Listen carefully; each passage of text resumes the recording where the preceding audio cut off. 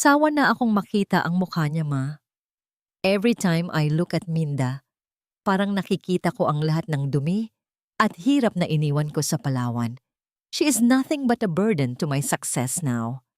Ang malamig na boses ni Teodoro ay tila isang matalim na balisong na humiwa sa katahimikan ng pasilyo.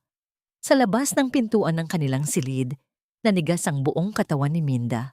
Ang tray na hawak niya na naglalaman ng isang mainit na mangkok ng sopas at paboritong kape ng asawa ay nanginginig sa kanyang mga kamay. Buong hapon siyang nagtiyaga sa kusina. Tinitiis ang init at pagod dahil lamang narinig niyang dumaing si Teodoro ng pagkapagod sa trabaho. Ngunit ang bawat patak ng pawis na inalay niya ay tila naging lason sa mga sandaling ito. Be patient, Teo. Ang tinig ni Doña Remedios ay sumunod. Puno ng pag-uyam at kawalan ng malasakit. Konting tiis na lang at mapapapirma mo na siya sa mga dokumentong yon. After all, she trusts you blindly. Kapag nasa kulungan na siya, wala nang hahadlang sa kasal ninyo ni Celestine. Imagine the wealth and power that the bank tycoon's daughter can give you. Hindi katulad ng babaeng iyan na amoy isda pa rin hanggang ngayon. Parang gumuho ang mundo sa ilalim ng mga paa ni Minda. Ang hangin sa kanyang paligid ay biglang naging manipis.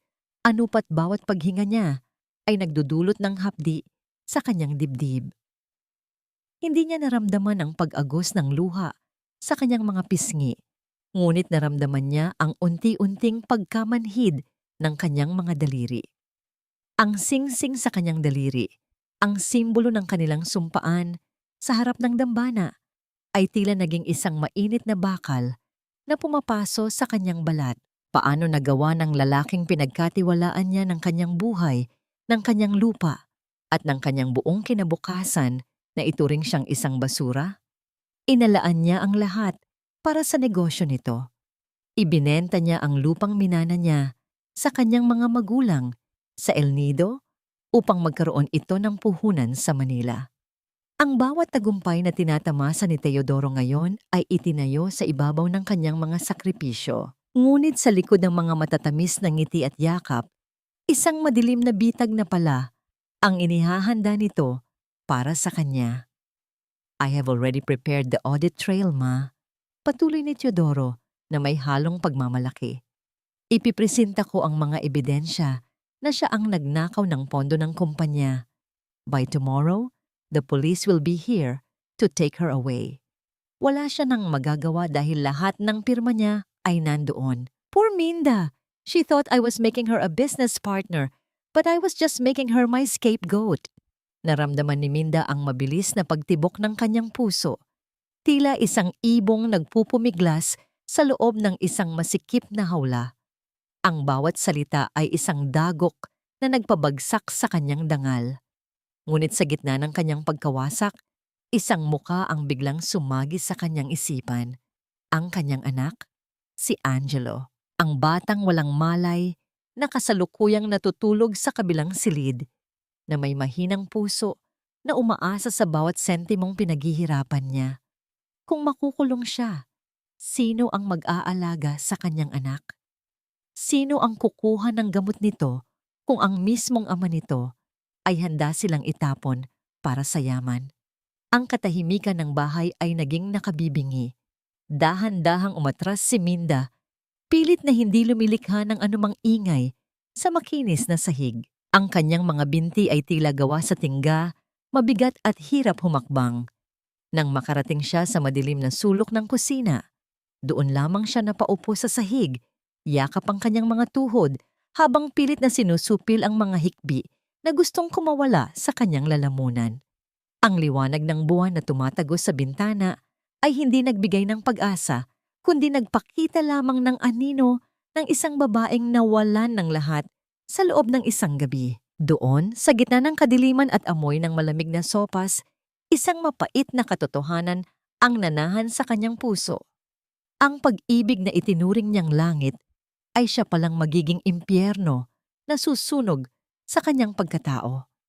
Habang pinagmamasdan niya ang kanyang mga nanginginig na kamay, isang tanong ang paulit-ulit na bumabalot sa kanyang isipan. Isang katanungan na walang kasagutan sa gitna ng gabing puno ng pagtataksil. Hanggang kailan kayang tiisin ng isang ina ang hapdi ng pagtalikod? Kung ang tanging kasalanan niya ay ang magmahal ng sobra at maniwala sa pangako ng isang taong ang tanging hangad ay ang kanyang pagbagsak? Minda, how could you do this to us?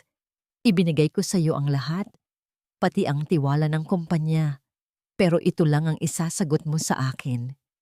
Ang tinig ni Teodoro ay puno ng huwad na sakit. Isang boses na tila sugatan, ngunit sa loob ay puno ng kamandag. Nakatayo siya sa gitna ng kanilang sala, habang sa likuran niya ay 2 opisyal ng pulisya na may dalang warrant of arrest. Ang sikat ng araw na pumasok sa bintana ay nagbigay ng liwanag sa hawak ni Minda na bote ng gamot para sa puso ng kanyang anak.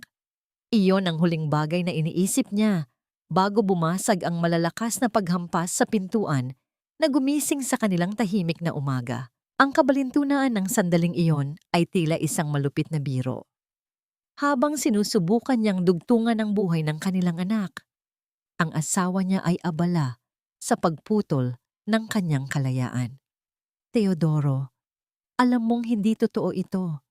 Narinig ko kayo ni Mama kagabi. You planned this.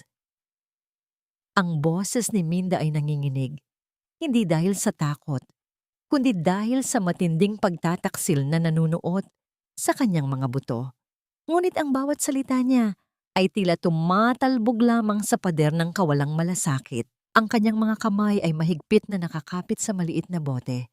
Tila ito ang tanging angkla niya sa isang mundong mabilis na lumulubog. Sumingit si Doña Remedios na may kasamang mapait na ngiti. Ang kanyang mga mata ay nagniningning sa tagumpay. Huwag mo nang itanggi, Minda. Ang mga dokumento ay hindi nagsisinungaling.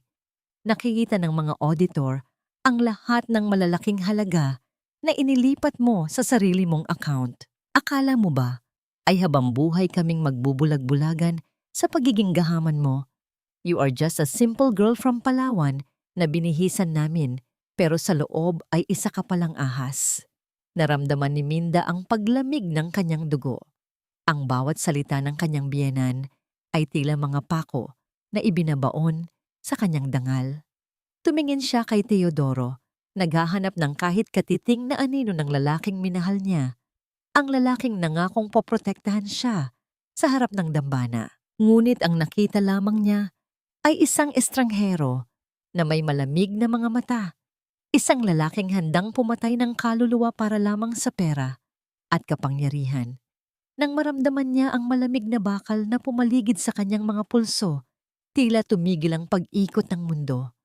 Ang tunog ng pagsasara ng posas ay hindi narinig sa pandinig, kundi naramdaman bilang isang mabigat na pasanin sa kanyang buong pagkatao. Sa kabilang silid, narinig niya ang mahinang pag-iyak ni Angelo, ang tawag ng kanyang anak na naghahanap ng yakap ng isang ina. Iyon ang pinakamasakit na bahagi ng bawat segundong lumilipas, ang malaman na ang kanyang anak ay maiwan sa pangangalaga ng mga taong ang mga puso ay tila naging mga uling na wala ng init. Ang bawat hakbang ng mga pulis patungo sa labas ng pintuan ay tila isang paghatak sa kanyang kaluluwa palayo sa nag-iisang dahilan ng kanyang paghinga.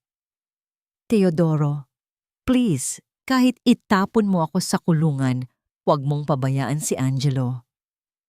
Ang pagsamo ni Minda ay naging isang basag na tinig na nagmula sa kailaliman ng kanyang pagkatao. Ang mga gamot niya nasa ibabaw ng lamesa. Kailangan niyang inumin iyon sa oras, kung hindi ay manghihina ang puso niya. Maawa ka, anak mo rin siya.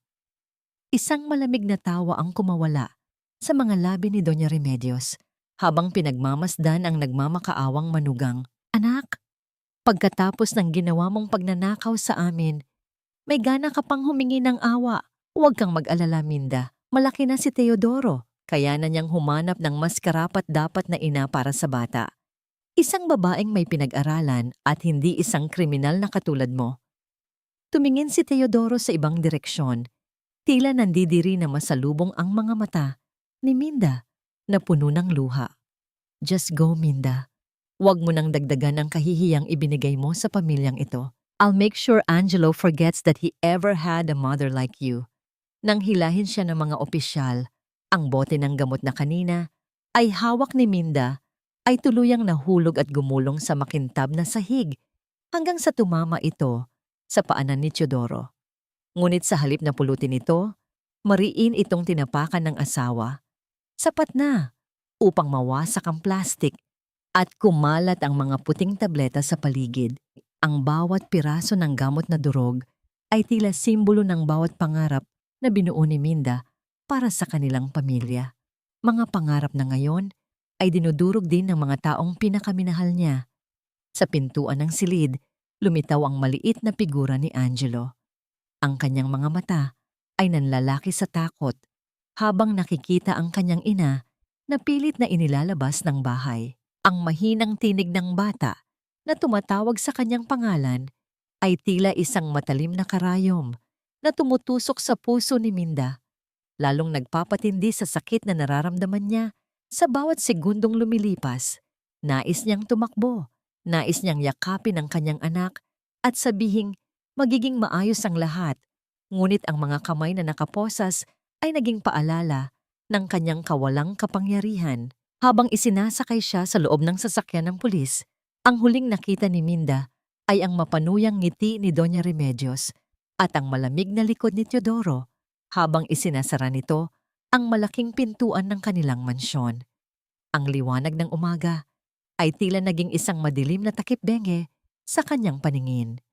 Ang bawat pag-andar ng sasakyan ay isang hakbang patungo sa isang mundong hindi niya alam kung paano malalampasan. Nakasandal si Minda sa malamig na upuan ng sasakyan habang ang anino ng kanilang bahay ay unti-unting lumiliit sa kanyang paningin.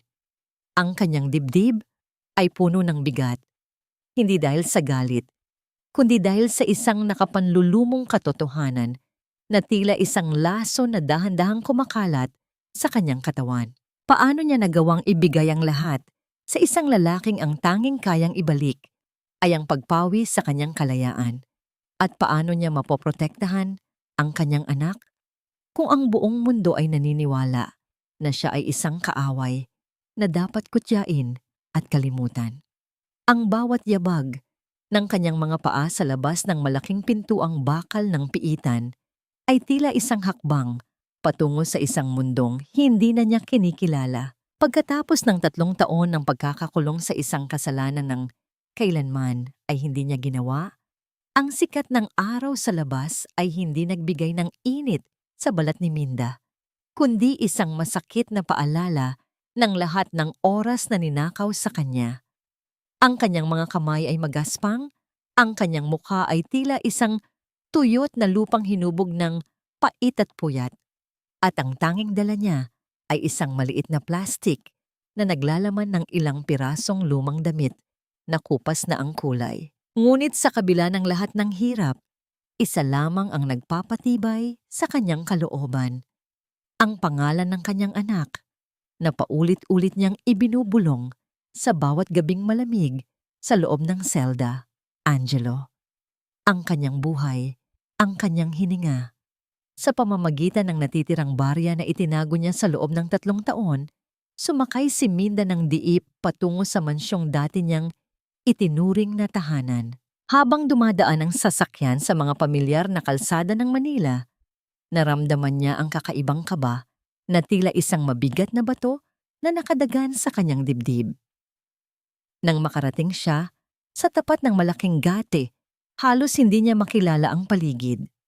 Mas mataas na ang mga pader, mas maringal ang mga halaman, at tila mas malamig ang simoy ng hangin na nagmumula sa loob.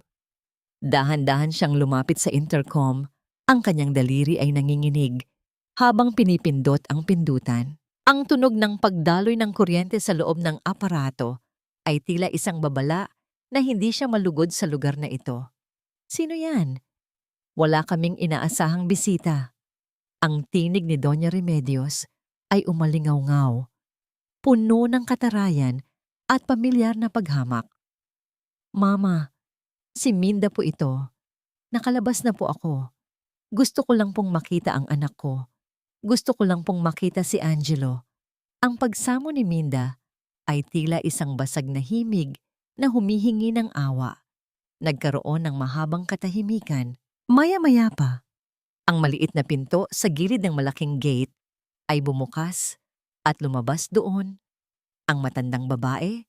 Suot ang kanyang mamahaling seda na tila nanunukso sa kahirapan ni Minda. Hindi man lang ito lumapit, nanatili itong nakatayo sa loob ng bakod na tila natatakot na madumihan ng hangin na nalanghap ng isang dating bilanggo. Wala kang anak dito, Minda. Ang bawat salita ni Doña Remedios ay tila isang malamig na tubig na ibinuhos sa nag-aapoy na pag-asa ni Minda. Matagal nang kinalimutan ni Angelo na may ina siyang kriminal. Namumuhay na siya ng maayos kasama ang kanyang tunay na pamilya. At sa susunod na buwan, ikakasal na si Teodoro kay Celestine. Magkakaroon na ng bagong ina ang anak mo, isang babaeng hindi kailanman magbibigay ng kahihiyan sa aming pangalan. Hindi totoo yan. Karapatan ko ang makita ang anak ko. Ako ang nagluwal sa kanya. Ang sigaw ni Minda ay naging isang hagulgol habang pilit niyang ipinapasok ang kanyang mga daliri sa pagitan ng mga rehas ng bakal. Nasaan si Angelo? Teodoro! Teodoro, ilabas mo ang anak ko. Umalis ka na bago ko patawagin ang mga security. Pagbabanta ng matandang babae habang dahan-dahang isinasara ang pinto. Tandaan mo ito, Minda. Ang isang basag na salamin ay hindi na kailanman maibabalik sa dati. You are a ghost from a past we have already buried. Huwag mo nang subukang magpakita pa rito kung ayaw mong mabulok muli sa kulungan.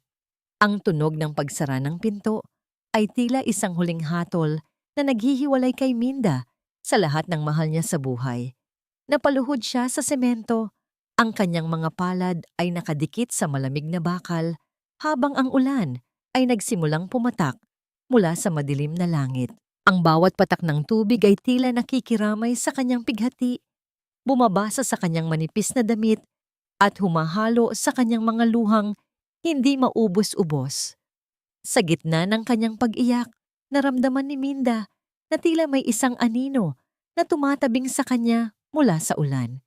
Isang itim na payong ang bumungad sa kanyang paningin at kasunod nito ay ang dahan-dahang paghinto ng isang mamahaling itim na sasakyan sa kanyang harapan. Ang pintuan ng sasakyan ay bumukas at isang pares ng makintab na sapatos na gawa sa mamahaling balat ang humakbang palabas.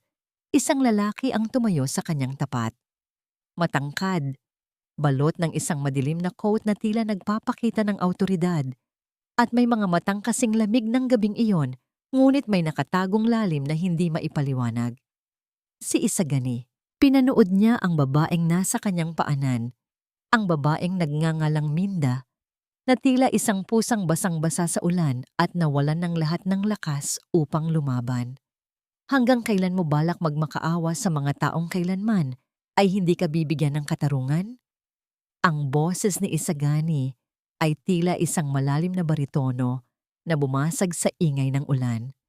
Ang pagluha ay para sa mga mahihina, Minda. At kung gusto mong mabawi ang anak mo, kailangan mong matutong tumayo at maging isang bagyo na wawasak sa kanila. Tumingala si Minda. Ang kanyang mga mata ay puno ng pagtataka at takot. Sino ang lalaking ito? At bakit tila alam niya ang bawat sugat na nasa loob ng kanyang puso? Inilahad ni Isagani ang kanyang kamay. Isang paanyaya na tila isang tulay sa pagitan ng impyernong kinasasadlakan ni Minda at ng isang langit na puno ng panganib. Sumama ka sa akin. Bibigyan kita ng kapangyarihang bawiin ang lahat ng ninakaw sa'yo. Pero tandaan mo, sa sandaling hawakan mo ang kamay ko, kailangan mong patayin ang Minda na kilala mo. Handa ka na bang maging sandata ng aking paghihiganti? Nakatitig si Minda sa kamay ng lalaki habang sa likod ng malaking gate ay naririnig niya ang mahinang tunog ng tawanan mula sa loob ng mansyon.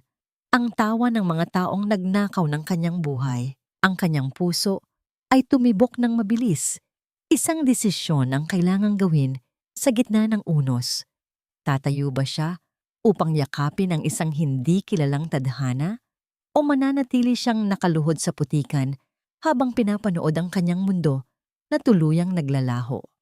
Ang bawat butil ng ulan na dumadaloy sa bintana ng mamahaling sasakyan ay tila mga luhang hindi na magawang ilabas ng mga mata ni Minda.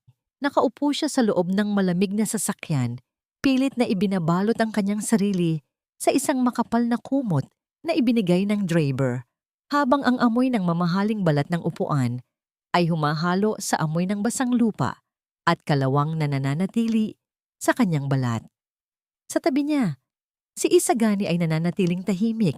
Ang kanyang paningin ay nakatuon sa madilim na kalsada ng Maynila, tila isang estatwang walang pakiramdam, ngunit may taglay na kapangyarihang baguhin ang daloy ng tadhana. Bakit? Ang tanong na ito ay lumabas sa mga labi ni Minda sa anyo ng isang mahinang bulong, halos malunod sa marahang pag-ugong ng makina. Bakit mo ako tinutulungan? You don't even know me. Isang bilanggo lang ako na itinapon sa kalsada. Dahan-dahang lumingon si Isagani at sa ilalim ng malamlam na liwanag ng mga postes sa kalsada, nakita ni Minda ang isang pamilyar na pait sa mga mata ng lalaki. Hindi mo kailangang malaman ang buong kwento, Minda. Ang mahalaga ay pareho tayo ng kaaway. Teodoro took something from me. Something that no amount of money can ever replace. And I noticed how he treated you earlier. He didn't just discard you. He tried to erase your existence. Huminto ang sasakyan sa harap ng isang napakataas at maringal na gusali sa gitna ng Makati. Pagpasok nila sa loob ng penthouse, bumungad kay Minda ang isang mundong tila mula sa mga pahina ng isang magasin. Mga kristal na chandelier na nagbibigay ng gintong liwanag, mga pader na gawa sa puting marmol, at ang malawak na tanawin ng mga ilaw ng lungsod na tila mga bituin sa ilalim ng kanilang mga paa. Ngunit para kay Minda, ang karangyaang ito ay tila isang malamig na hawla. Inabutan siya ni Isagani ng isang baso ng mainit na tsa. Ang init nito ay dahan-dahang gumapang sa kanyang mga nanginginig na daliri, ngunit ang lamig sa kanyang puso ay nananatili. Mula ngayon, ang buhay mo bilang Minda ay tapos na. Seryosong saad ni Isagani habang nakatayo sa tapat ng malawak na bintana. Minda was a victim. She was weak and gullible. Kung gusto mong makuha muli ang anak mo, kailangan mong maging ibang tao. Isang babaeng hindi kailanman muling yuyuko sa mga kagaya ni Teodoro. Di lumapit si Minda sa isang malaking salamin na nakadikit sa pader. Doon, nakita niya ang isang anino ng babaeng hindi na niya kinikilala. Ang kanyang mga mata ay lubog, ang kanyang buhok ay tuyot, at ang kanyang mga balikat ay nakalaylay sa bigat ng 3 taong pagdurusa. Hinawakan niya ang kanyang mukha, dinadama ang bawat linya ng hirap na nakaukit doon. How? Paano ko gagawin iyon? Hindi ako marunong magpanggap. Wala akong alam sa mundo ninyo. Tuturuan kita, ang sagot ni Isagani na tila isang pangako at sumpa. I will give you the best teachers. Tuturuan kita kung paano maglakad na tila pagmamay-ari mo ang bawat silid na papasukan mo. Tuturuan kita kung paano magsalita ng may awtoridad at kung paano basahin ang kasakiman sa mga mata ng mga tao. I will turn you into amaryllis, ang pinakamaganda at pinakamakamandag na bulaklak na makikita ni Teodoro. Sa mga sumunod na araw, ang buhay ni Minda ay naging isang walang katapusang siklo ng disiplina at sakit. Tuwing umaga, bawat hakbang niya ay sinusukat, bawat galaw ng kanyang mga kamay ay itinutuwid. May mga gabi na gusto na niyang sumuko, lalo na kapag naaalala niya ang iyak ni Angelo at ang mapang-uyam na tawa ni Doña Remedios. Ngunit sa tuwing makikita niya ang malamig na determinasyon sa mga mata ni Isagani, naaalala niya ang dahilan kung bakit siya narito.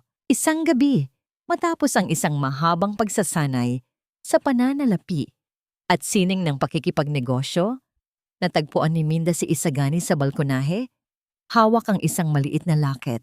Nang mapansin ng lalaki ang kanyang presensya, mabilis nitong itinago ang locket, ngunit hindi nakaligtas kay Minda ang panandaliang pagkabasag ng matigas na anyo nito. "Galit ka rin ba sa mundo, Isagani?" tanong ni Minda, habang ang hangin ng gabi ay humahaplos sa kanyang bagong ayos na buhok. "Ang galit ay isang enerhiya, Amaryllis. Huwag mong hahayaang kainin ka nito. Gamitin mo ito para itulak ang sarili mo sa taas," sagot ni Isagani, habang ang kanyang boses ay tila may halong babala. "Buksan mo ang mga mata mo. In a world like this, loyalty is a luxury, and love is a weakness. Never forget that." Tumalikod si Isagani. Iniwan si Minda na nakatitig sa dilim. Sa unang pagkakataon, naramdaman ni Minda ang isang kakaibang kirot. Hindi para sa kanyang sarili, kundi para sa lalaking nagliligtas sa kanya. Isang lalaking tila sumunog na sa sariling puso upang makamit ang katarungang hinahangad. Habang hinahaplos ni Minda ang kanyang leeg, na ngayon ay napapalamutian na ng isang mamahaling kwintas, tiningnan niyang muli ang kanyang refleksyon sa salamin ng balkonahe. Ang babaeng nakatingin sa kanya ay hindi na ang basang pusa sa ulan, ngunit sa likod ng mga matang nagsisimula ng magningning sa tapang, isang munting tinig ang nagtatanong sa loob ng kanyang kaluluwa.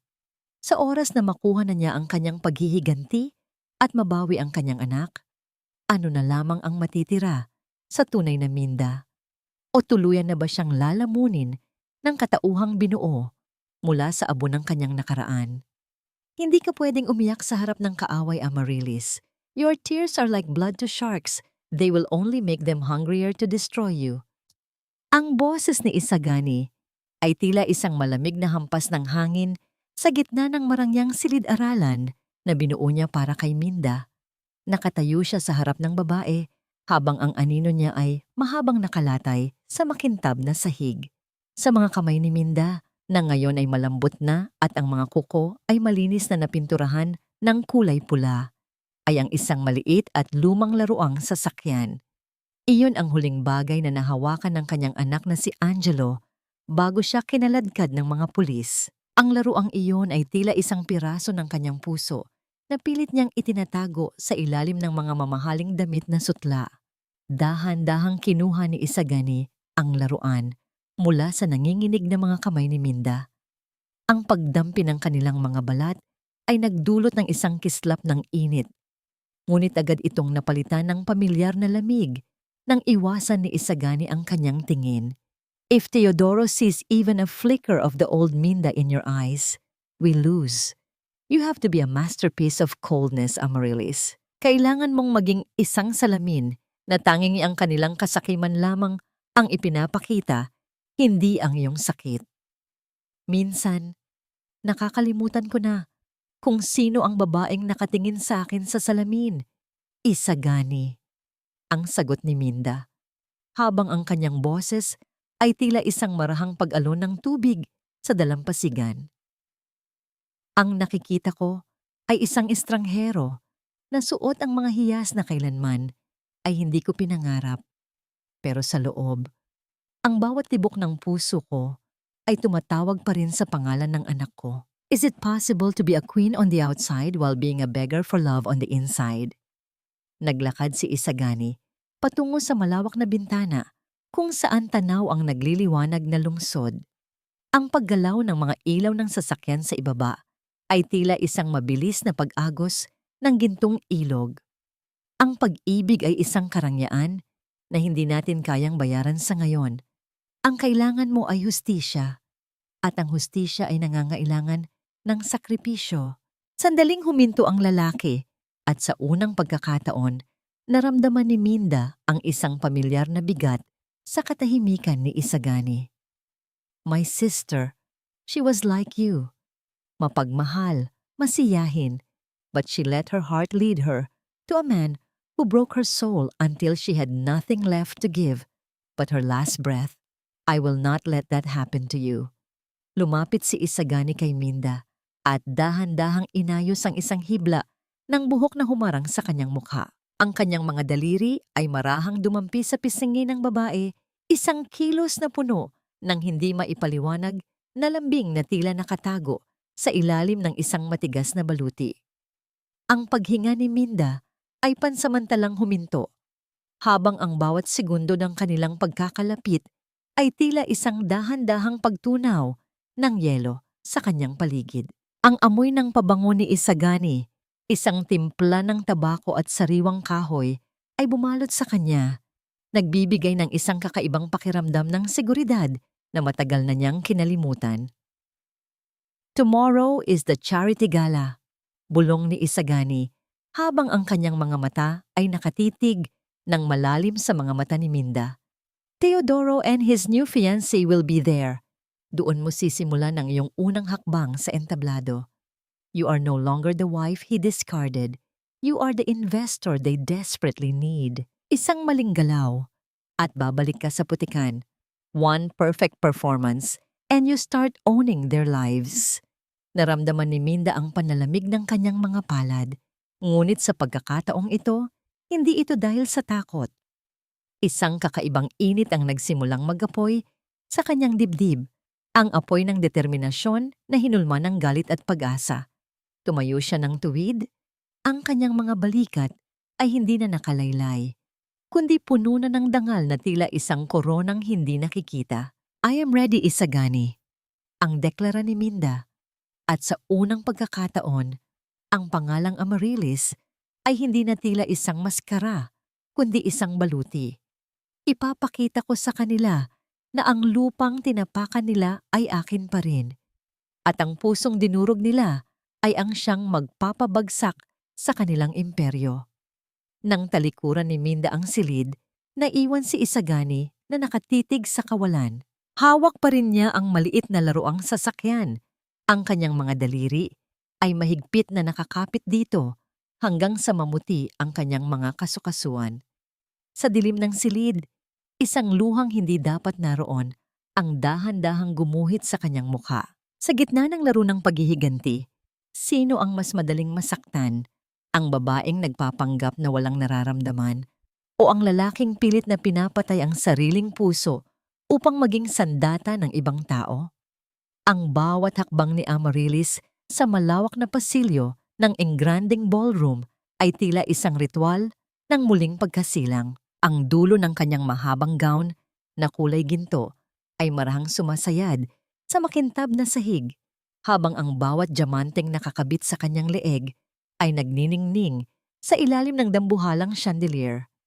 Ang hangin sa loob ng silid ay puno ng amoy ng mamahaling alak at halimuyak ng mga sariwang bulaklak. Ngunit para kay Minda, ang bawat hininga niya ay may lasa ng bakal at determinasyon. Sa tabi niya, si Isagani ay nakatayo ng tuwid. Ang kanyang kamay ay nakapatong sa likuran ni Minda. Isang tahimik na paalala na siya ang kanyang sandigan sa gitna ng digmaang ito. Remember who you are tonight? Bulong ni Isagani. Ang kanyang boses ay tila isang malalim na himig na tanging si Minda lamang ang makakarinig. You are not the woman who begged at their gate. You are the fire that will consume their arrogance. Nang pumasok sila sa gitna ng karamihan, ang mga usapan ay dahan-dahang humupa at napalitan ng mga mapanuring tingin. Ang mga flash ng kamera ay tila mga kidlat na panandali ang nagbibigay ng matinding liwanag sa paligid. Ngunit nanatiling kalmado ang mukha ni Amaryllis. Doon, sa isang sulok ng ballroom, nakita niya sila. Si Teodoro, suot ang kanyang tuxedo na tila isang balat ng tupa sa isang lobo, at si Celestine na nakasabit sa kanyang braso na may ngiting puno ng pagmamay-ari. Kasama rin nila si Doña Remedios na abala sa pagyayabang sa mga kapwa niya alta sosyedad. Naramdaman ni Minda ang biglang paghigpit ng kanyang dibdib. Ang kanyang pulso ay mabilis na tumitibok sa ilalim ng manipis na balat ng kanyang leeg, at ang kanyang mga palad ay nagsisimulang manlamig. Ang bawat alaala ng kanyang pagkakakulong, ang bawat hapdi ng pagtalikod sa kanya ni Teodoro ay tila mga alon na humahampas sa kanyang kaisipan. Ngunit bago pa siya madaig ng emosyon, naramdaman niya ang bahagyang pagpisil ni Isagani sa kanyang siko. Isang munting kilos na nagpabalik sa kanya sa realidad. "Good evening, Mr. Teodoro." Ang boses ni Isagani ay umalingaw-ngaw sa gitna ng katahimikan. "I'd like you to meet my business associate and the primary investor for the El Nido project, Madam Amarilis." Dahan-dahang lumingon si Teodoro. Sa simula, ang kanyang mukha ay puno ng formal na ngiti ng isang negosyante, ngunit nang magtama ang kanilang mga mata, ang nangiting iyon ay tila isang kandilang unti-unting natutunaw. May isang anino ng pagkalito at hindi maipaliwanag na takot ang dumaan sa kanyang mga mata. Tiningnan niya si Amarilis mula ulo hanggang paa, pilit na hinahanap ang isang bagay na hindi niya matukoy. "Amarilis, it's an honor." Nautal na saad ni Teodoro habang dahan-dahan niyang kinuha ang kamay ni Minda upang hagkan ito. "I'm sorry, madam, but you look incredibly familiar. Have we met before?"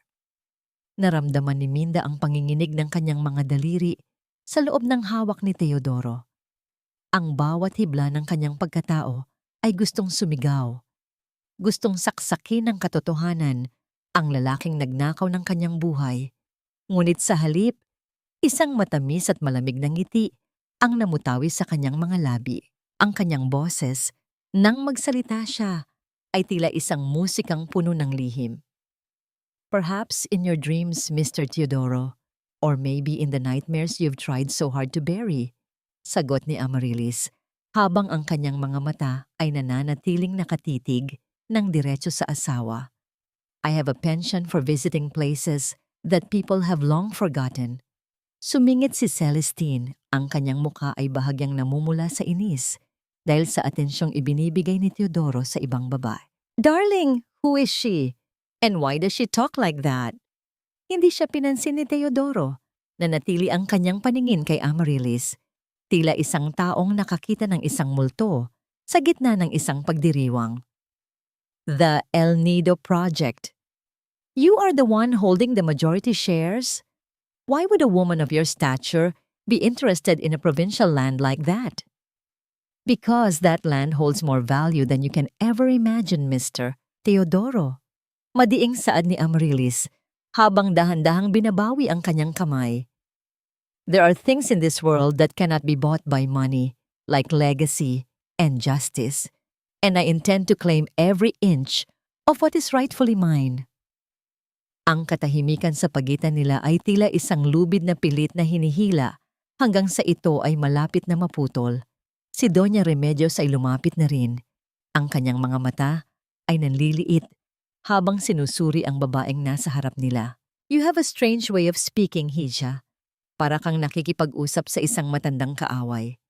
"I simply value the truth, Doña Remedios," ang tugon ni Amarilis, habang ang bawat salita niya ay tila isang munting saksak sa konsensya ng matandang babae, lalo na ang mga katotohanang pilit na ikinukulong sa dilim.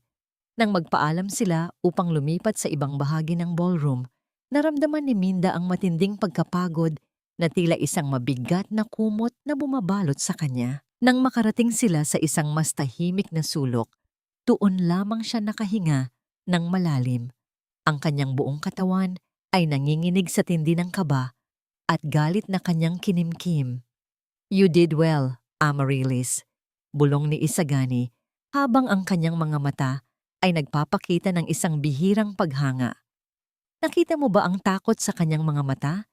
He is starting to doubt his own sanity." Tumingala si Minda kay Isagani. Ang kanyang mga mata ay puno ng luha na pilit niyang pinipigilan. "Isagani, kailan matatapos ang pagpapanggap na ito?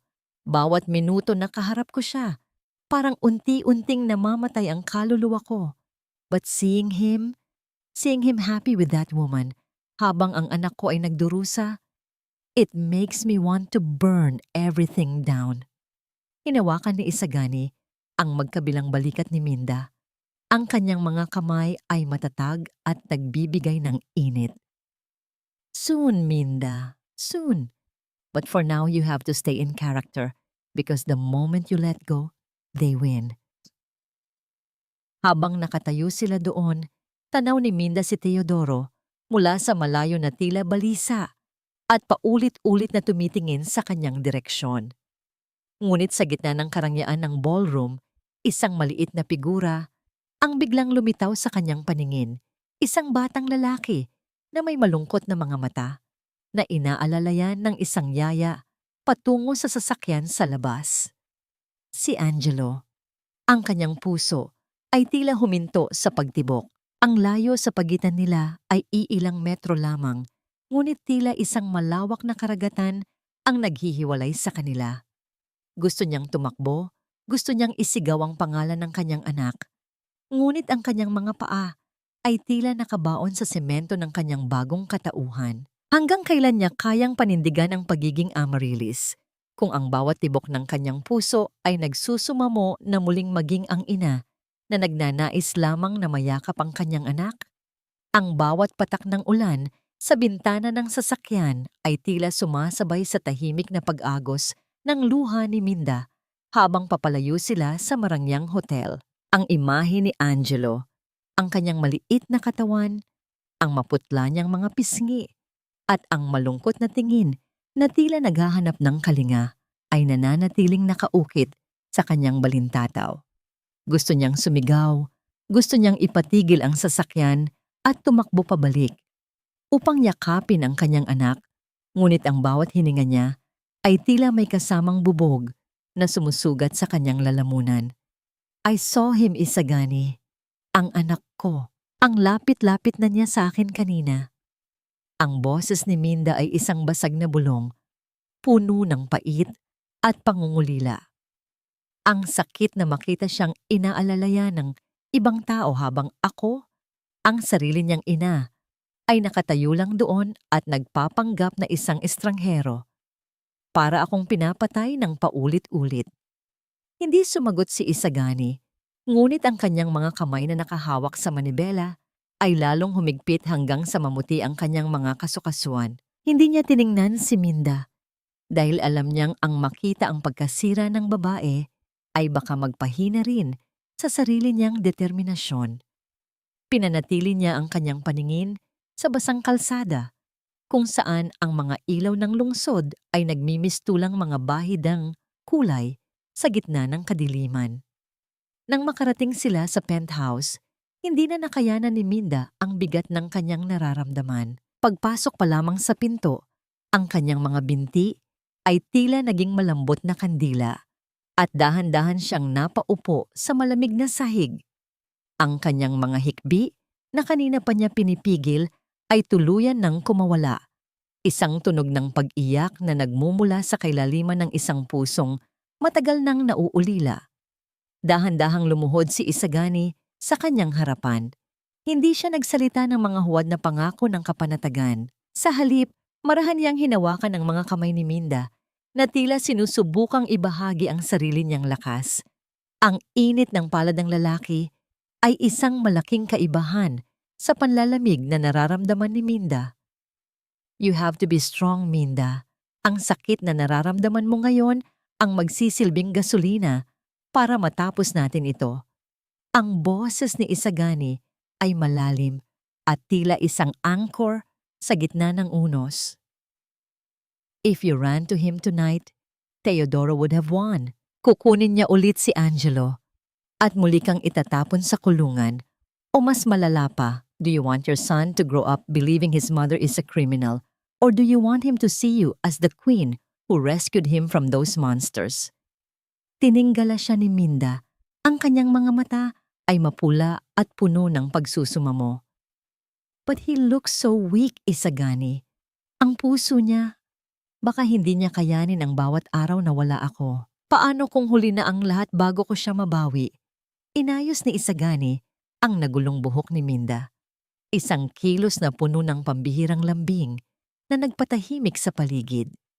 Ang kanilang mga mata ay nagtagpo at sa sandaling iyon, ang lahat ng pader na itinayo ni Isagani sa paligid ng kanyang puso ay tila nagkaroon ng maliliit na lamat. I am monitoring him, Minda. I promise you, as long as I am standing, Nothing will happen to that boy. Just trust me. Trust the plan. Isang sandali ng katahimikan ang namayani sa pagitan nila. Isang katahimikan na hindi nakakasakal, kundi puno ng hindi maipahayag na pangunawa. Ang marahang pagdampi ng hinlalaki ni Isagani sa pisngi ni Minda upang pawiin ang huling bakas ng luha ay nagdulot ng isang kakaibang kilig sa dibdib ng babae.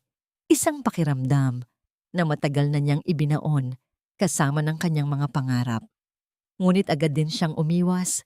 Naaalala ang babala ni Isagani na ang pag-ibig ay isang kahinaan. Samantala, sa loob ng mansyon ni Teodoro, ang lalaki ay hindi mapakali. Nakatayo siya sa kanyang opisina, hawak ang isang baso ng alak, habang ang kanyang paningin ay nakatuon sa isang lumang litrato ni Minda na hindi niya pa naitatapon. Ang bawat salita ni Amaryllis sa gala ay tila isang sumpa na paulit-ulit na bumabalik sa kanyang isipan. "Something is wrong, Ma," saad ni Teodoro nang pumasok si Doña Remedios sa silid. "That woman, Amaryllis, she looks so much like Minda, but she moves and talks like royalty. Impossible namang ang babaeng yun na amoy isda noon ay maging isang bilyonaryo ngayon, di ba? And why is she so interested in the El Nido land?" Huminga ng malalim ang matandang babae, ang kanyang mukha ay puno ng pagkairita. "Huwag kang maging paranoid, Teodoro. Minda is rotting somewhere or probably dead from shame. Ang mahalaga ay makuha natin ang investment ni Amaryllis. Celestine's family is starting to ask about our liquidity. Kailangan natin ang perang iyon para itakip sa mga butas ng kumpanya." Ngunit hindi nakikinig si Teodoro. Ang kanyang isipan ay abala sa pag-alala sa paraan ng pagtingin ni Amaryllis sa kanya. Isang tingin na puno ng lihim na galit at pamilyar na hapdi. Isang pakiramdam ng panganib ang dahan-dahang gumagapang sa kanyang likuran, tila isang aninong hindi niya matakasan. Bumalik ang eksena sa penthouse kung saan nakatayo na si Minda sa balkonahe. Tinatanaw ang malawak na dagat sa malayo na tila nagpapaalala sa kanya ng kanyang pinagmulan sa Palawan. Ang kanyang mga mata ay wala ng luha, kundi isang malamig na apoy ng determinasyon. "Hindi na ako muling luluhod, Isagani," saad ni Minda, habang ang kanyang boses ay tila isang matalim na talim. "I will take back my land, my son, and my dignity. And I will make sure Teodoro and his mother feel every ounce of the pain they caused me." Tiningnan siya ni Isagani mula sa likuran. Ang kanyang mukha ay nababalot ng anino. May isang bahagi sa kanya ang natutuwa sa pagbabago ni Minda. Ngunit may isang bahagi ring natatakot dahil alam niyang sa oras na matapos ang paghihiganti, baka wala na ring matira sa pusong nagsisimula na niyang pahalagahan. Hanggang kailan kayang panatilihin ng isang tao ang kanyang kabutihan kung ang tanging paraan upang makamit ang katarungan ay ang maging kasing sama ng mga taong sumira sa kanya? Ang bawat hampas ng alon sa puting buhangin ng El Nido ay tila isang malalim na buntong hininga mula sa nakaraan na pilit na bumabalot sa bawat pandama ni Minda. Nakatayo siya sa dalampasigan.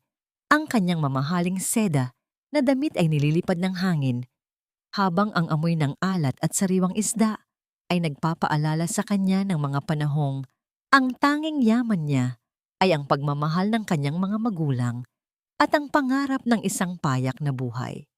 Ngunit ngayon, bumalik siya hindi bilang ang abang si Minda, kundi bilang ang makapangyarihang si Amaryllis, ang babaeng may kakayahang bilhin ang bawat butil ng buhangin na tinatapakan niya. Sa di kalayuan, nakita niya ang isang maliit at tagpi-tagping barong-barong na pilit na itinatayo ng isang matandang babae simba.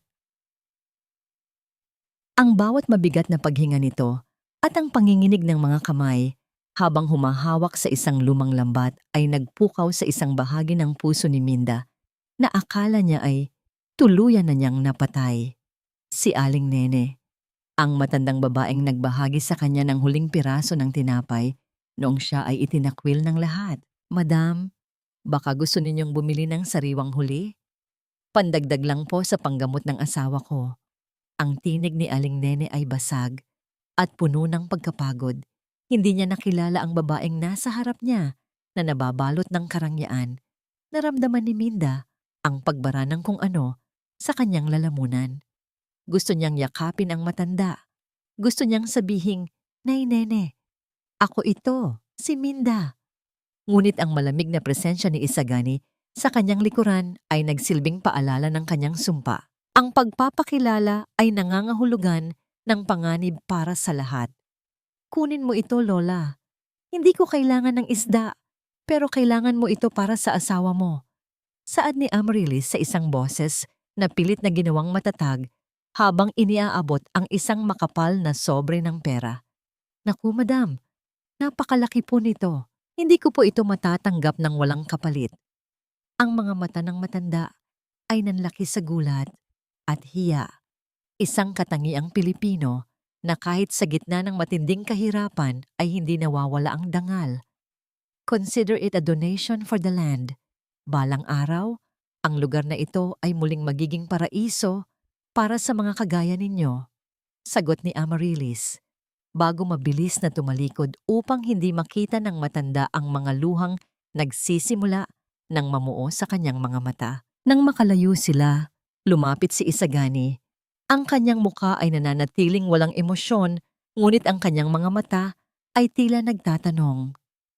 "You're being soft again, Amaryllis. Sa mundong ito, ang sobrang kabaitan ay tinitingnan bilang butas na pwedeng pasukan ng kalaban. Ang kabaitan ko ang tanging bagay na hindi nila nagawang nakawin sa akin, Isagani." Sagot ni Minda habang nakatingin sa malawak na asul na karagatan. "It is my strength, not my weakness. It reminds me why I am fighting this war. I'm doing this for Angelo, and for people like Aling Nene, na ninakawan din ng pagkakataon ng mga taong katulad ni Teodoro." Sandaling natahimik si Isagani. Inobserbahan niya ang babaeng nasa kanyang tabi. Isang babaeng binuo mula sa pira-pirasong pagkawasak. Ngunit may taglay na ningning na tila hindi kayang pawiin ng anumang unos. Dahan-dahan siyang lumapit at inilagay ang kanyang kamay sa ibabaw ng kamay ni Minda na nakasandal sa isang malaking bato.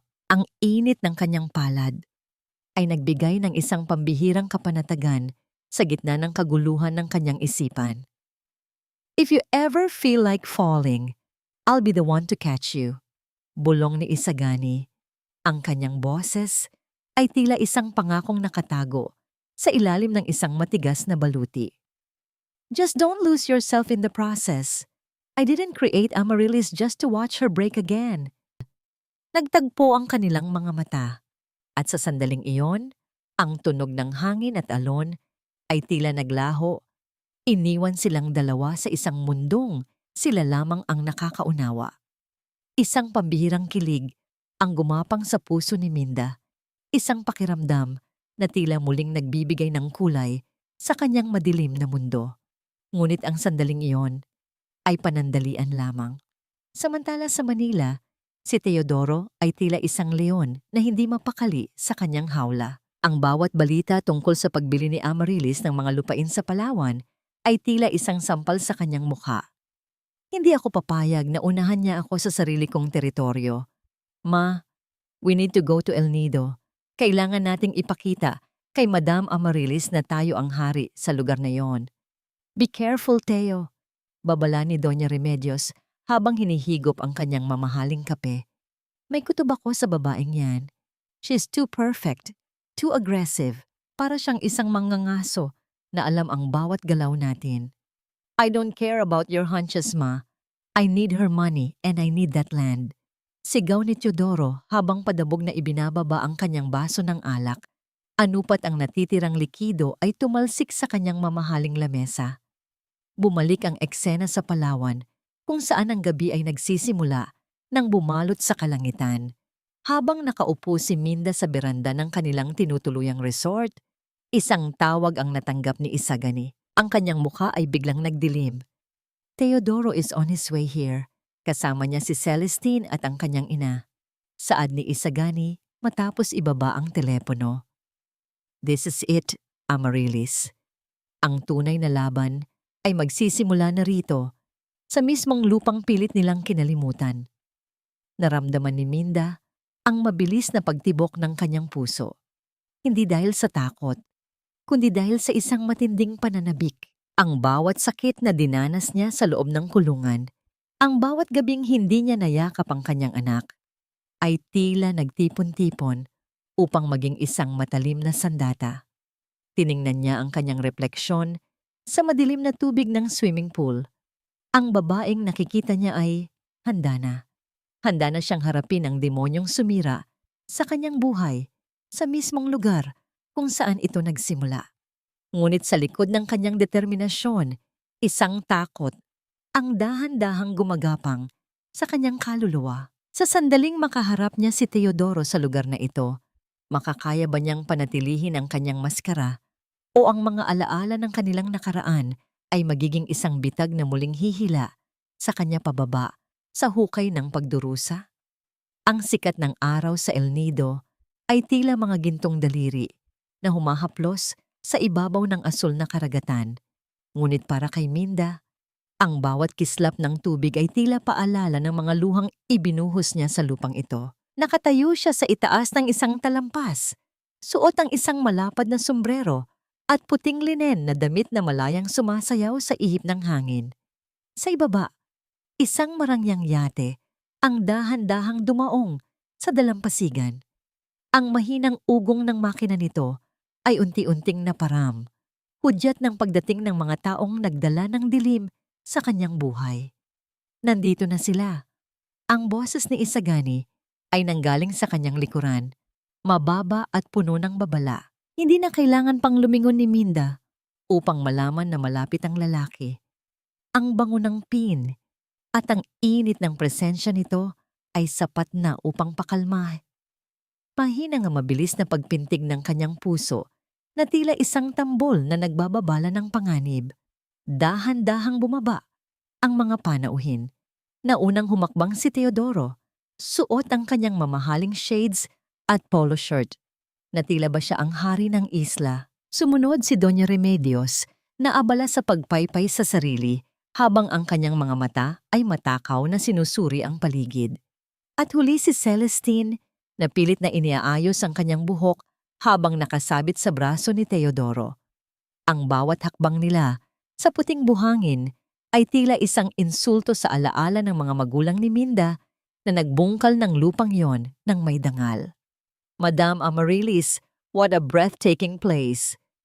Ang sigaw ni Teodoro nang makalapit sila sa gazebo kung saan naghihintay ang dalawa. Inalis niya ang kanyang shades at ang kanyang mga mata ay kumislap sa kasakiman nang makita ang kagandahan ni Amaryllis na tila isang hiyas sa gitna ng kagubatan. Ngayon ko lang naintindihan kung bakit desidido kayong makuha ang bahaging ito ng baybayin. This is a gold mine. Hindi lang ito ginto, Mr. Teodoro. Ang sagot ni Amaryllis. Ang kanyang boses ay malamig at pino na tila isang kristal na baso. This land has a soul. May mga kwento ang bawat puno rito. Mga kwentong hindi kayang bayaran ng kahit anong halaga. How poetic, madam, ang pagsingit ni Doña Remedios habang umuupo sa silyang gawa sa ratan. Pero sa negosyo, ang kaluluwa ay hindi nakakabusog. Ang mahalaga ay ang development. Teodoro has big plans here at sa tulong ninyo, we will turn this into the most exclusive resort in Asia.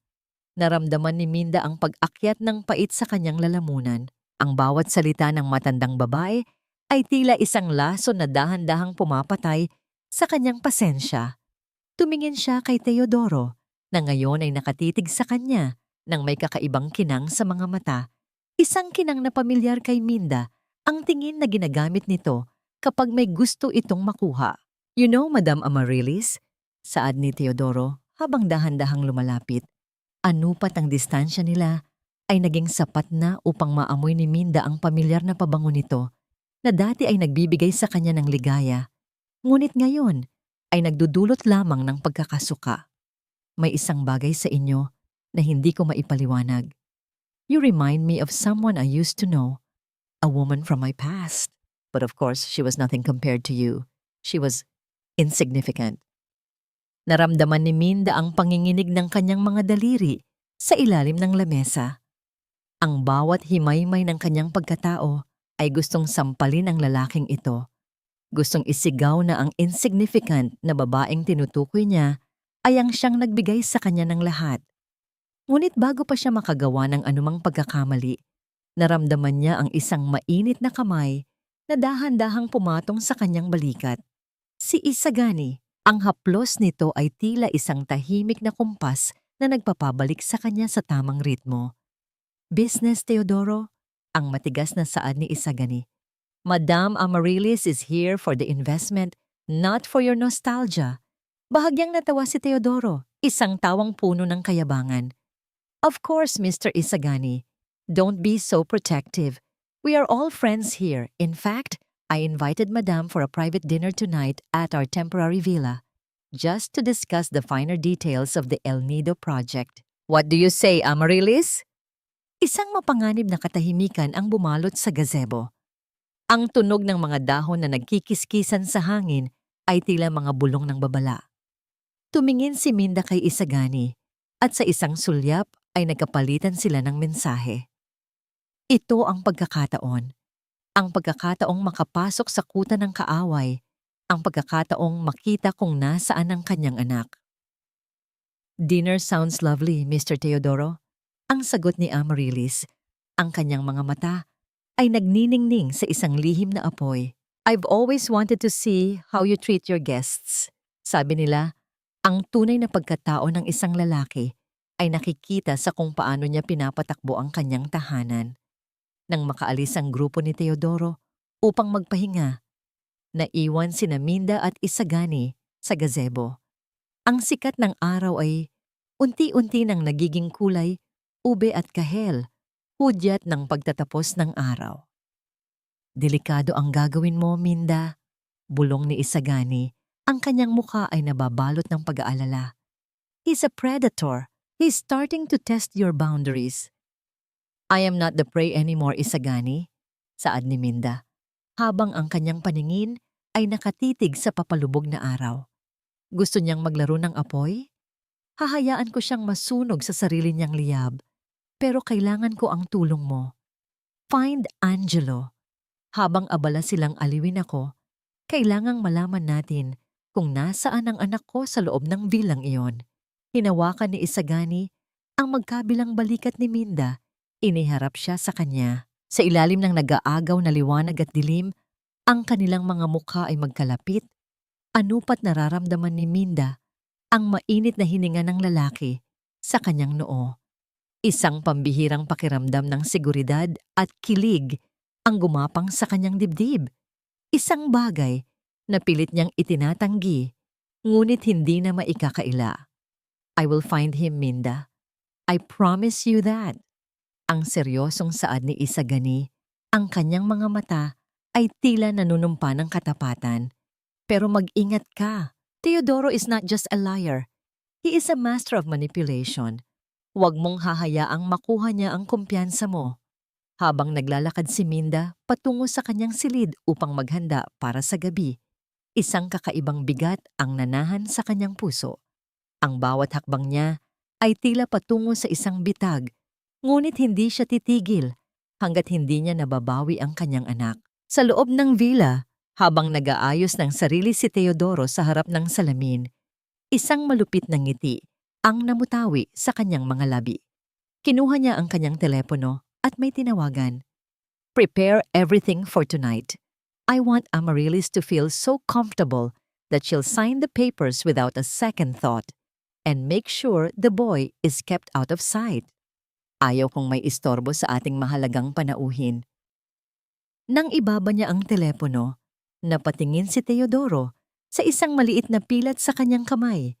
Isang pilat na nakuha niya noong ipinagtanggol siya ni Minda sa isang aksidente sa dagat maraming taon na ang nakalilipas. Ngunit sa halip na pagsisisi, ang tanging naramdaman niya ay ang matinding uhaw sa kapangyarihan. Ano ang mas malakas? Ang pag-ibig ng isang inang handang maging halimaw para sa kanyang anak, o ang kasakiman ng isang lalaking handang itapon ang sariling kaluluwa para sa isang mundong gawa sa buhangin? Ang gabi sa villa ni Teodoro ay nababalot ng isang mapanlinlang na katahimikan kung saan ang tanging maririnig ay ang banayad na paghampas ng mga alon sa pampang na tila isang malungkot na uyayi. Nakatayo si Amaryllis sa harap ng malaking salamin ng kanyang silid. Tinitingnan ang kanyang refleksyon na suot ang isang itim na gown na gawa sa mamahaling puntas. Ang kulay na ito ay hindi lamang para sa gabi, kundi isang lihim na pagluluksa para sa babaeng si Minda na unti-unti nang nilalamon ng kanyang paghihiganti. Habang isinusakit niya ang kanyang mga hikaw na diamante, naramdaman niya ang panginginig ng kanyang mga daliri na tila mga dahong tinatangay ng hanging amihan. Kaya mo ito, Minda, bulong niya sa sarili, habang ang kanyang hininga ay nag-iiwan ng manipis na hamog sa ibabaw ng salamin. Gawin mo ito para kay Angelo. Huwag kang papayag na muling madurog sa harap ng taong pumatay sa kaluluwa mo. Pagbaba niya sa engrandeng hagdanan ng villa, sinalubong siya ni Teodoro na may hawak na baso ng mamahaling alak. Ang liwanag mula sa mga kristal na chandelier ay nagbibigay ng isang maringal na anyo sa paligid. Ngunit para kay Minda, ang bawat sulok ng bahay na ito ay amoy pagtataksil. Nakita niya sa di kalayuan si Doña Remedios na matalas ang tingin at si Celestine na halatang pilit ang nangiti habang tinitingnan ang kagandahan ng panauhin.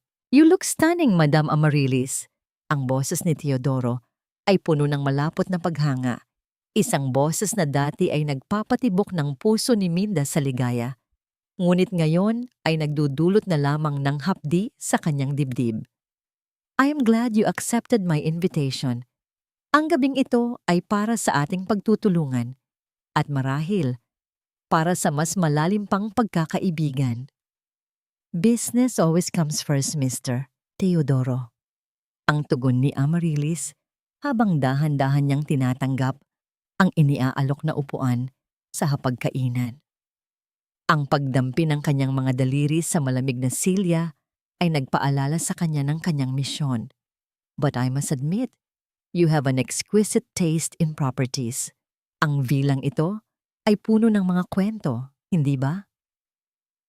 Habang nagsisimula ang hapunan, ang tunog ng pagdampi ng mga pilak na kubyerto sa mamahaling porselana ay lumikha ng isang matalas na himig na bumasag sa katahimikan ng silid. Si Teodoro ay walang tigil sa pagkukwento tungkol sa kanyang mga tagumpay, habang si Doña Remedios ay paminsan-minsang sumisingit upang ipagmalaki ang kanilang katayuan sa lipunan.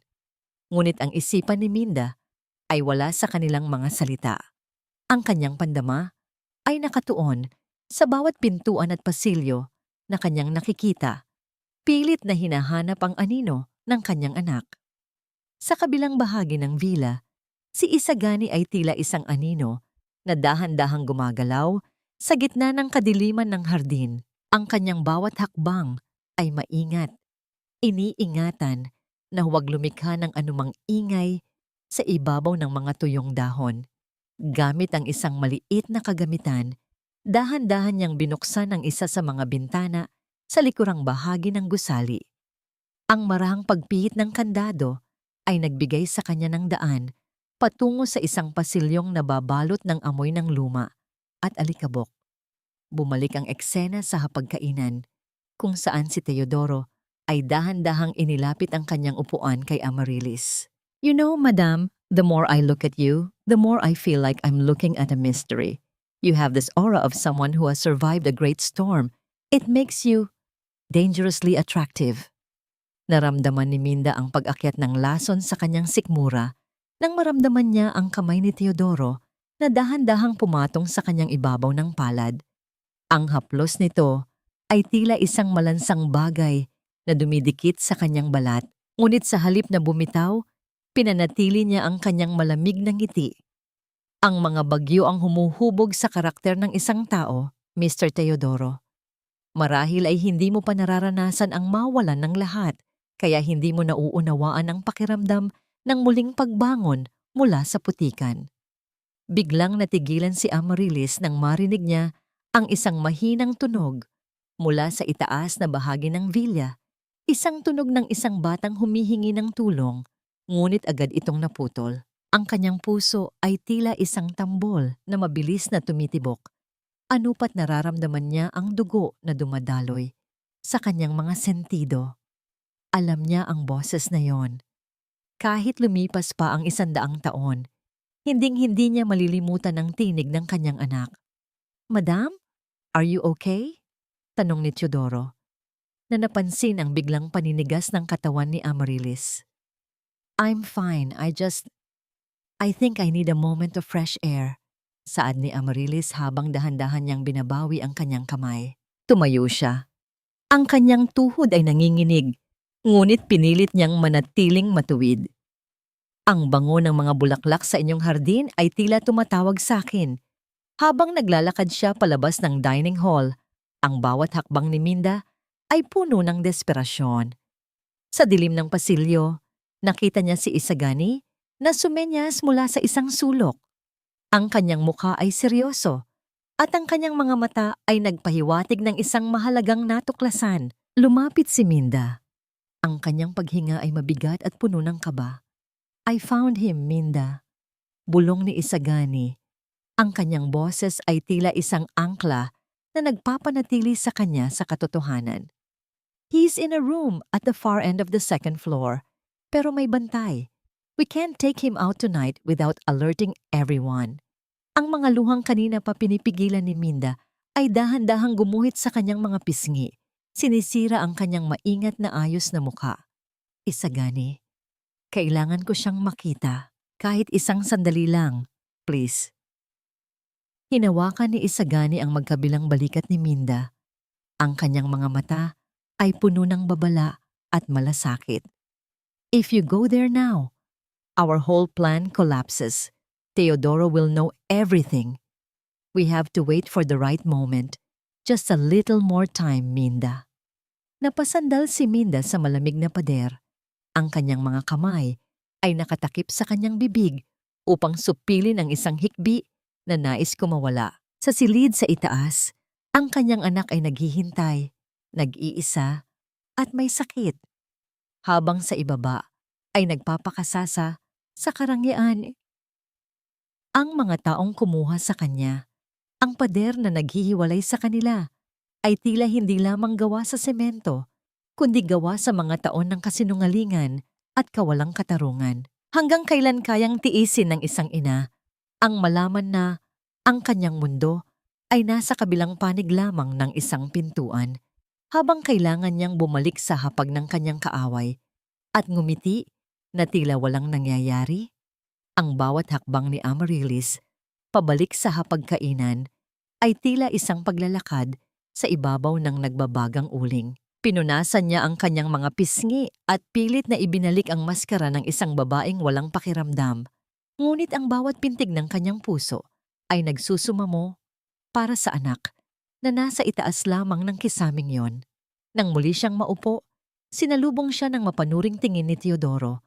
Ang mga mata nito ay tinitimbang ang bawat bantil ng kanyang ekspresyon na tila isang hiyas na sinusuri ang tunay na halaga.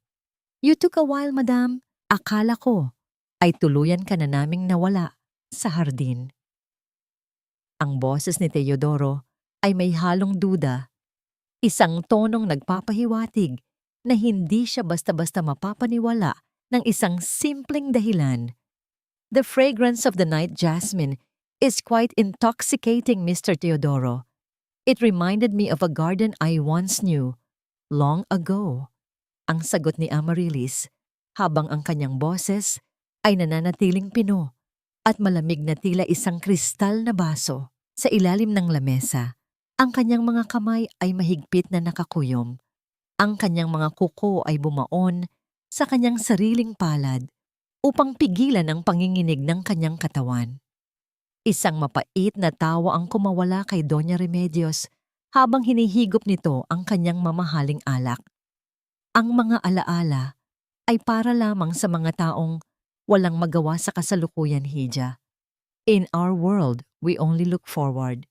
Bukas, ang buong bansa ay pag-uusapan ng kasal ng anak ko kay Celestine. It will be the union of power and wealth, Something that people like you surely understand.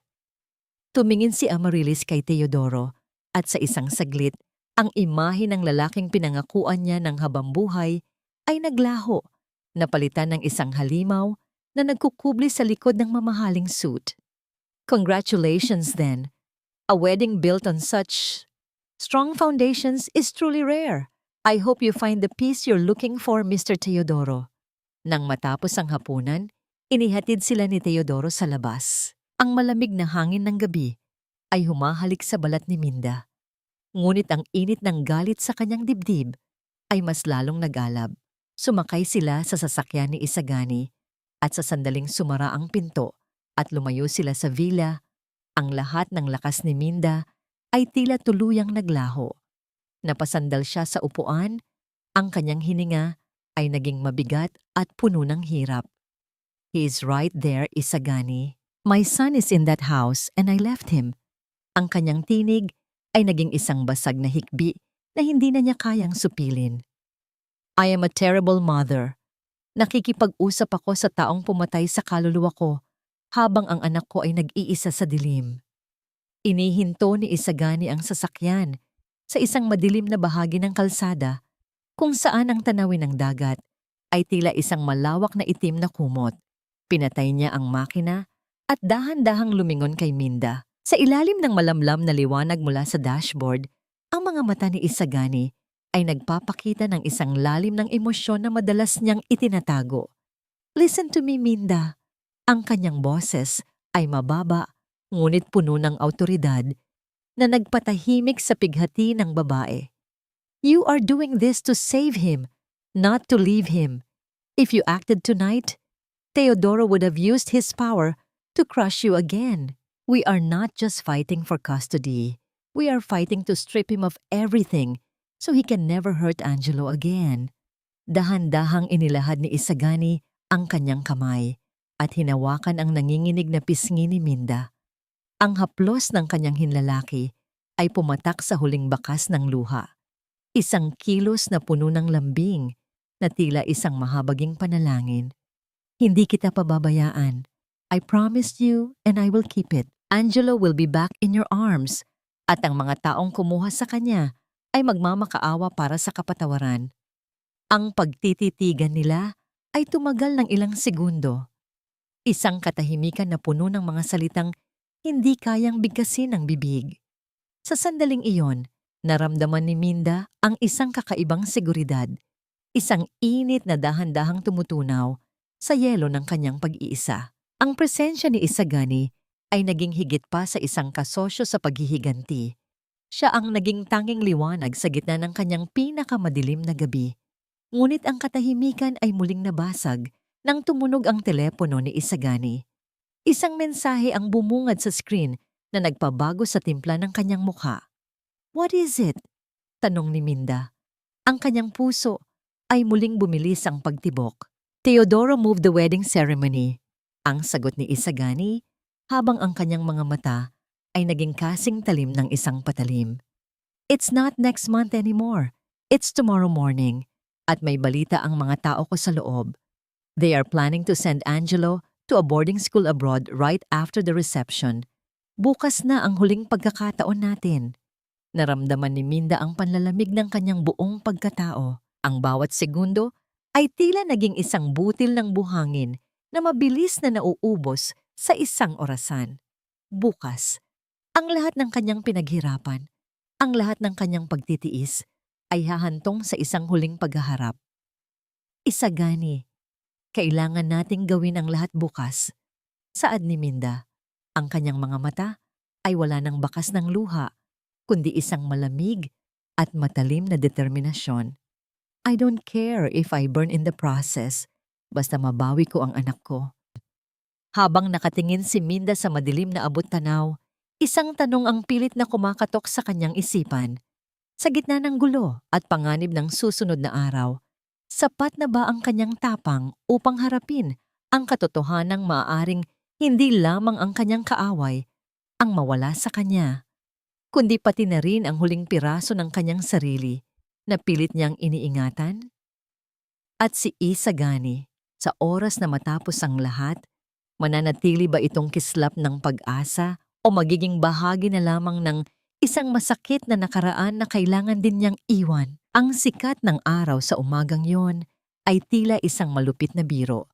Nagbibigay ng nakasisilaw na liwanag sa engrandeng hardin kung saan gaganapin ang tinaguriang kasal ng siglo.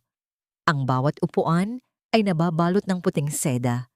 Ang bango ng libu-libong sariwang bulaklak ay nakahihilo at ang tunog ng mga instrumentong de cuerdas ay nagbibigay ng isang mapayapang himig na sadyang kabaligtaran ng bagyong nagbabadyang sumabog. Sa gitna ng altar, nakatayo si Teodoro na may mapanlinlang ng ngiti, tila isang hari na malapit nang makamit ang rurok ng kanyang kapangyarihan.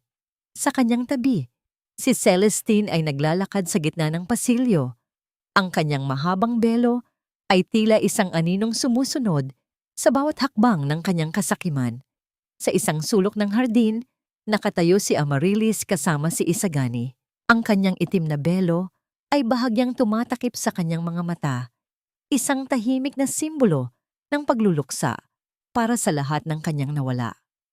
Ang kanyang mga kamay na nakasuot ng itim na guwantes ay mahigpit na nakahawak sa isang makapal na envelope.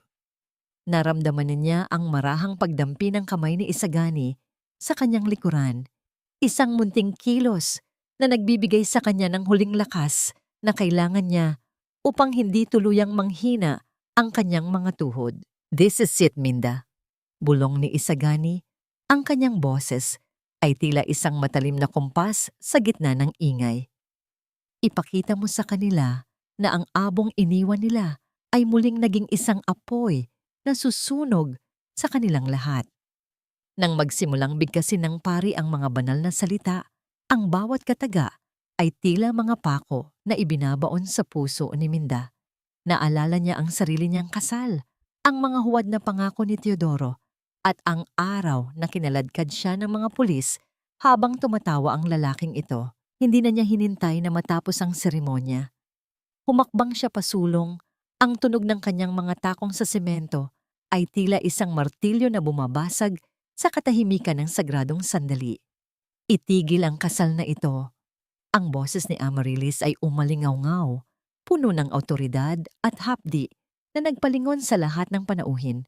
Ang mukha ni Teodoro ay biglang namutla. Ang kanyang mga mata ay nanlaki sa gulat at hindi maipaliwanag na takot. "Madam Amaryllis, anong ibig sabihin nito? This is my wedding." "Hindi, Teodoro. This is your judgment day." Saad ni Amaryllis habang dahan-dahang inaalis ang kanyang belo. Inilalantad ang kanyang mukha na ngayon ay nagniningning sa katapangan. Lumapit siya at sa isang mabilis na pagkilos, isang malakas na sampal ang dumapo sa pisngi ni Teodoro. Isang sampal para sa 3 taon niyang pagdurusa, para sa bawat luhang ibinuhos niya at para sa bawat pintig ng puso ng kanyang anak na pinabayaan nito. "Who do you think you are?" sigaw ni Doña Remedios habang patakbong lumapit. Ang kanyang mukha ay pulang-pula sa galit at hiya. "Ako ang babaeng ninakawan ninyo ng dangal, ng lupa at ng anak." Ang boses ni Minda ay naging isang matalim na talim.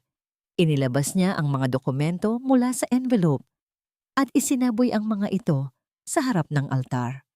"Ang lupang kinatatayuan ng El Nido, project na ipinagmamalaki mo, Teodoro, ay hindi kailanman naging iyo. Ayon sa huling testamento ng iyong ama, ang lupang iyon ay nakapangalan sa iyong anak na si Angelo. At dahil sa mga iligal na dokumentong ginawa mo, ang kumpanya mo ay nakatayo sa isang pundasyon ng kasinungalingan." Nanigas ang buong paligid. Ang mga bulong-bulungan ng mga panauhin ay tila mga bubuyog na nagkakagulo. Ngunit hindi doon nagtapos ang lahat. Tumingin si Amaryllis kay Celestine na ngayon ay nanginginig sa takot. "And you, Celestine, ang iyong pamilya ay hindi ang mga tycoon na ipinagmamalaki mo." Patuloy ni Amaryllis na may kasamang mapait na ngiti. "Narito ang mga ebidensya ng inyong pagkakabaon sa utang. Balak mo lang pakasalan si Teodoro upang gamitin ang pera niya para isalba ang inyong pangalan. You are both scavengers trying to feast on each other's lies." Ang mukha ni Teodoro ay tila naging isang tuyot na dahon. Sa sandaling iyon, ang lahat ng kanyang binuong imperyo ay tila isang kastilyong buhangin na tinangay ng malakas na alon. Ngunit ang pinakamatinding dagok ay nang dumating ang mga opisyal ng National Bureau of Investigation sa pangunguna ni Isagani. Teodoro Gonzales, you are under arrest for fraud, falsification of public documents, and the unlawful detention of a minor. Ang deklara ng opisyal habang inilalagay ang mga posas sa mga pulso ni Teodoro. Ang mismong mga posas na dati ay nagkulong kay Minda. Sa gitna ng kaguluhan, nakita ni Minda si Angelo na inaalalayan ni Isagani palabas ng isang sasakyan sa di kalayuan. Ang bata ay tumatakbo patungo sa kanya. Ang kanyang maliliit na bisig ay nakabukas at ang kanyang tinig na tumatawag sa pangalan ng ina ay tila isang anghel na bumaba mula sa langit. Mama! Mama! Naluhod si Minda sa gitna ng nagkagulong mga panauhin. Sinalubong ang kanyang anak nang may mahigpit na yakap. Ang bawat luhang dumadaloy sa kanyang mga pisngi ay hindi na luha ng sakit, kundi luha ng isang tagumpay na binuo mula sa pira-pirasong pagkawasak. Sa kabilang banda, pinagmamasdan siya ni Isagani mula sa malayo. Ang kanyang mga mata ay puno ng isang emosyong hindi na niya kailangang itago pa. Isang paghanga at pagmamahal na sa wakas ay nakahanap na ng tahanan. Ang katahimikan ay muling bumalik sa hardin, ngunit sa pagkakataong ito ay isang katahimikang puno ng kapayapaan. Habang yakap ni Minda ang kanyang anak, naramdaman niya ang dahan-dahang paghilom ng kanyang mga sugat. Ang paghihiganti ay tapos na, ngunit ang tunay na buhay ay nagsisimula pa lamang. Nakasandal si Minda sa dibdib ni Isagani habang pinapanood nilang isakay sa sasakyan ng pulis si Teodoro at ang kanyang ina. Ang araw ay unti-unti nang lumulubog, nagbibigay ng isang mainit na kulay kahel sa buong paligid. Tapos na, Minda. You can rest now. Bulong ni Isagani. Ang kanyang labi ay dahan-dahang dumampi sa noo ng babae. Tumingala si Minda sa lalaking nagligtas sa kanya. At sa isang sandali, ang lahat ng takot ay naglaho. Ngunit sa gitna ng kanilang kaligayahan, isang munting tinig sa loob ni Minda ang nagtatanong, ngayong wala na ang kaaway, kaya ba niyang harapin ang kinabukasan na walang dala, kundi ang pag-ibig na matagal na niyang kinalimutan? O ang mga sugat ng nakaraan ay mananatiling aninong susunod sa kanila habang buhay?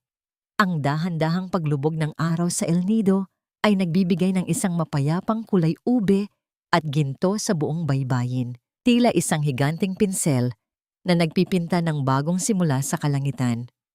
Nakaupo si Minda sa isang kahoy na upuan sa harap ng kanilang maliit ngunit maringal na bahay sa tabi ng dagat, habang ang amoy ng sariwang simoy ng amihan ay humahaplos sa kanyang mukha.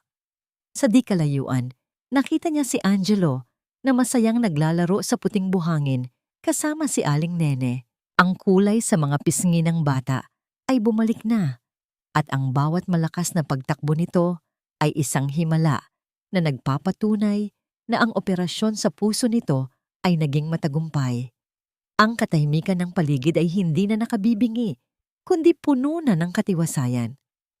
Sa likod ng bawat ngiti ni Minda ay ang alaala ng mga nagdaang buwan.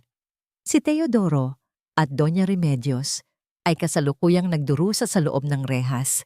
Hinaharap ang bawat kaso ng panloloko at pang-aabuso na kanilang ginawa. Ang balita ng kanilang pagbagsak ay naging usap-usapan sa buong bansa. Ngunit para kay Minda, ang balitang iyon ay hindi na nagdudulot ng kagalakan ng paghihiganti, kundi isang malalim na buntong hininga ng paglaya. Natutunan niyang ang tunay na hustisya ay hindi lamang ang pagpaparusa sa masama, kundi ang pagbuo muli ng sariling buhay ng walang dalang puot. Naramdaman ni Minda ang isang pamilyar na presensya sa kanyang likuran. Ang mabigat at matatag na hakbang sa ibabaw ng tuyong buhangin ay nagbigay sa kanya ng isang kakaibang init sa dibdib. Lumapit si Isagani at dahan-dahang ipinatong ang isang makapal na shawl sa mga balikat ni Minda upang protektahan siya sa lamig ng gabi. Ang pagdampi ng mga daliri ng lalaki sa kanyang balat ay nagdulot ng isang pamilyar na kilig. Isang tibok ng puso na puno ng pag-asa at pasasalamat. Nagugutom na raw si Angelo. Sabi niya ay gusto niya ng paborito mong luto. Ang boses ni Isagani ay mababa at puno ng lambing. Malayo sa malamig na baritono noong una silang magkita. But for now, just look at the view. We finally made it home, Minda. Hindi ko akalaing darating ang araw na ito, Isagani. Saad ni Minda habang dahan-dahang sumasandal sa dibdib ng lalaki. Akala ko ay habang buhay na akong magiging biktima ng nakaraan. But because you believed in me, I found the strength to be Amaryllis, and more importantly, I found the way back to being Minda. Hinawakan ni Isagani ang kamay ni Minda at dahan-dahang hinalikan ang kanyang mga kasukasuan. You were always strong, Minda. I just provided the mirror so you could see it. At tungkol sa pagpapatawad, tinanong mo ako noon kung kaya ko bang magpatawad. Ngayong nakikita ko ang katahimikan sa mga mata mo, alam ko na ang sagot. Ang pagpapatawad ay hindi para sa kanila, kundi para sa atin. Upang hindi na tayo muling maging bilanggo ng kanilang mga pagkakamali. Tumitig si Minda sa malawak na karagatan, kung saan ang mga bituin ay nagsisimula nang magpakita sa madilim na asul na langit. Napagtanto niya na ang bawat sugat na tinamo niya ay naging mga pilat ng karangalan. Ang katarungan ay nakamit na, ang kapayapaan ay nananahan na sa kanyang puso, at ang pinakamahalagang aral na baon niya ay ang katotohanang ang liwanag ng katapatan ay palaging makakahanap ng daan pabalik sa tahanan, gaano man kadilim ang gabi. Dahan-dahang lumuhod si Isagani sa harap ni Minda. Inilabas ang isang maliit na kahon na naglalaman ng isang singsing na may disenyong tila isang namumukadkad na bulaklak. Ang kislap ng diamante ay sumasalamin sa huling sinag ng araw. Hindi na ito tungkol sa kontrata o paghihiganti, Minda. Gusto kong simulan ng bukas. Kasama ka, hindi bilang Amaryllis, kundi bilang ang babaeng minahal ko sa gitna ng unos. Will you build a real family with me? Ang mga luhang gumuhit sa mga pisngi ni Minda ay luha ng wagas na kaligayahan. Tumango siya at sa ilalim ng malawak na kalangitan ng Palawan, ang kanilang mga labi ay nagtagpo sa isang halik na tila isang pangako ng walang hanggang kalinga. Ang kwento ng paghihiganti ay natapos na, at ang kwento ng pag-ibig at paghilom ay nagsisimula pa lamang sa ilalim ng mga bituin.